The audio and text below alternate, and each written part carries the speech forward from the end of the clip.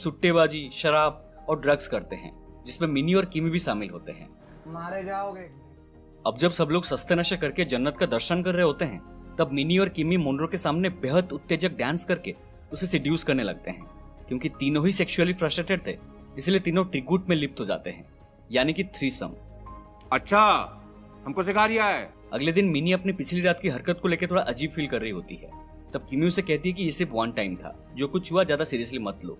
तब मिनी उसे कहती है कि वो मोनरो से प्यार करने लगी है, सच्ची वाली। रात को मोनरो नशे की हालत में मिनी को कॉल करता है और उसके बातों से मिनी को लगता है कि शायद मोनरो भी उसके प्यार में है। अब ये दोनों की हरकत को देखकर शार्लेट को होता है उनके ऊपर शक। What the fuck? और इसीलिए वो सीधा मोनरो को कन्फ्रंट करती है। बट मोनरो मिनी के साथ कोई भी रिलेशन होने का इनकार करता है और अपनी प्यारी प्यारी बातों से उसे कन्विंस कर लेता है। उसके बाद मोनरो मिनी से बाहर मिलता है और कहता है कि शार्लेट को उनके ऊपर शक हो गया है। अब उनके रिलेशन को यही रोकना होगा, नहीं तो दोनों बहुत बड़े मुश्किल में फंस जाएंगे।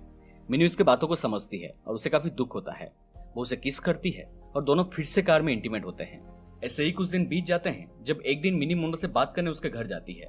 मोनरो काफी दिन से ठीक से सोया नहीं था, इसलिए वो मिनी से कहता है कि वो सिर्फ उसे आधा घंटा सोने दे, उसके बाद वो लोग बात कर सकते हैं। वो मिनी को भी अपने साथ लेटने बोलती है। मिनी कहती है कि सप्ताह वो एक ब्लैक गाय से मिली थी, जिसके साथ इंटीमेट होकर उसे बहुत मजा आया। ये सुन के मोनरो काफी एक्साइटेड हो जाता है। मतलब ठड़क भाई साहब, और क्या, बस फिर से दोनों इंटीमेट हो जाते हैं। ये तो साला होना ही था। इसके बाद दोनों एक अनजान ड्रग्स लेते हैं, जिसके बाद दोनों अजीब हरकतें करना शुरू करते हैं। जहां मिनी को लगता है कि उसके पंख आ गए हैं और वो उड़ने लगी है, वहां मोनरो को लगता है कि कोई उनके ऊपर नजर रख रहा है। कुछ देर बाद मोनरो अचानक इमोशनल हो जाता है और कहता है कि वो उससे बहुत प्यार करता है। अब मिनी, जो कि इतने दिनों से मोनरो को पाना चाहती थी और उससे एक स्ट्रॉन्ग मैनली आदमी के रूप में फैंटासाइज करती थी, उसका ये इमोशनल और वीक साइड देख के उसकी सारी फीलिंग्स गायब हो जाती है। अगली सुबह मोनरो उसे उसका प्लान बताता है कि जब वो 18 की हो जाएगी तब दोनों ऑफिशियली डेट कर सकते हैं और फिर शादी। मोनरो का डिस्प्रेशन देख के मिनी श्योर हो जाती है कि अब मोनरो के लिए उसका कोई फीलिंग्स नहीं है, तो जल्दी से वो अपना सामान लेके वहां से भाग जाती है। इसके बाद वो अपनी दोस्त किमी से मिलती है, जो उसे एक पार्टी में लेकर जाती है जहां गंजेड़ी लोग भरे हुए थे और मैं बता नहीं सकता आपस में क्या क्या कर रहे थे। वहां मिनी का मुलाकात तबाता नाम की एक लड़की से होती है, जो कि एक लेस्बियन है। दोनों कुछ बातें करने लगते हैं और एक दूसरे को किस भी करते हैं। इसके बाद मिनी घर लौटती है, जहां उसे एक बहुत बड़ा शॉक मिलता है, जहां उसकी माँ शार्लेट उसकी ऑडियो डायरी को सुन रही थी और उसे मोनरो और उसके अफेयर्स के बारे में पता चल चुका था। ये तो साला होना ही था। वो उसे काफी बुरा भला सुनाती है और रोते हुए वहां से चली जाती है। अगले दिन शार्लेट मिनी को एक क्लब बुलाती है, जहां मोनरो भी मौजूद था। वो मिनी से कहती है कि हम दोनों ने डिसाइड किया है कि तुम्हारी शादी मोनरो से होगी और इसके बाद तुम दोनों जो कुछ भी करो मुझे कोई प्रॉब्लम नहीं है, और मोनरो भी इसके लिए रेडी है। बट मिनी इज लाइक, अरे मैं पागल हो गया। और वो वहां से चली जाती है। वो वहां से सीधा एक पार्टी में जाती है जहां ताबाता मौजूद थी। वो उसके पास जाती है और उसे किस करने लगती है। इसके बाद हम देखते हैं कि मिनी अपना घर छोड़कर ताबाता के साथ रहने लगी है, जहां दोनों दिन रात खुद को शराब, ड्रग्स, सेक्स ये सब में इंडल्स रखते थे। एक दिन ताबाता मिनी को एक ड्रग डीलर के पास लेकर जाती है, जिसके पास कुछ अद्भुत किस्म का ड्रग्स है, जिसे लेके उन्हें जन्नत नहीं बल्कि सीधा भगवान के दर्शन हो जाएगी। मारे जाओगे। बट वो मिनी को वहां लेकर इसीलिए आई थी क्योंकि ड्रग्स के बदले वो ड्रग डीलर मिनी के साथ इंटीमेट होना चाहता था। जब मिनी को इसके बारे में पता चलता है तो वो फाइनली रियलाइज करती है कि वो कितनी बड़ी गलती करने जा रही है और उसे अपने ऊपर घिन आती है।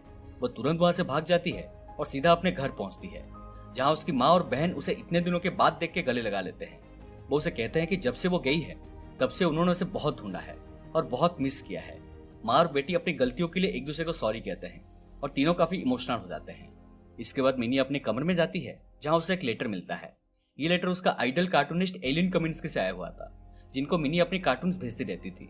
उसमें लिखा था कि उनको मिनी का काम बहुत पसंद आया और वो चाहती है कि मिनी और भी ध्यान लगा के काम करे, एक दिन उसे कामयाबी जरूर मिलेगी। इसे पढ़ के मिनी को काफी हौसला मिलता है और वो अपने पास्ट को पीछे छोड़कर काम में मन लगाती है। यहाँ सीन कट होती है और हम मिनी को बीच पर देखते हैं, जो अपनी पेंटिंग्स बेचकर घर चलाने में मदद कर रही थी। तभी उसका मुलाकात मोनरो से होता है, बट अब मिनी को कोई फर्क नहीं पड़ता और वो उसे अपना एक पेंटिंग देके गुड बाय कहती है। फिर छोटी बहन ग्रेटल के साथ बीच पर काफी एंजॉय करती है और एक हैप्पी एंडिंग के साथ मूवी यहीं पर खत्म हो जाती है। तो ये थी the diary of a young girl की पूरी कहानी।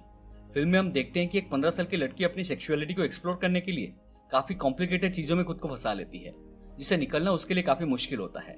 उसे हमेशा से ही लगता था कि उसके खुशियों के लिए उसे एक आदमी की जरूरत है, बट फाइनली उसे रियलाइज हो जाता है कि वो अकेली भी खुश रह सकती है।